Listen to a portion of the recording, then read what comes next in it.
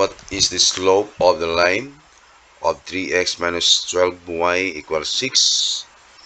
Okay, so first, kopyahin natin itong negative 12y. Okay, equals, si 3x is transpose natin to the right. So, from positive 3x, magiging negative 3x. And then si 6, kopyahin natin yan, that is positive 6.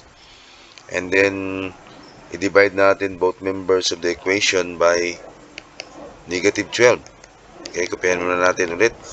So, divide natin by negative 12, negative 12, negative 12. Dapat both members of the equation. So, i-cancel natin yan. So, naiwan dito sa left side is y na lang. Then, negative 3, divide natin kay negative 12.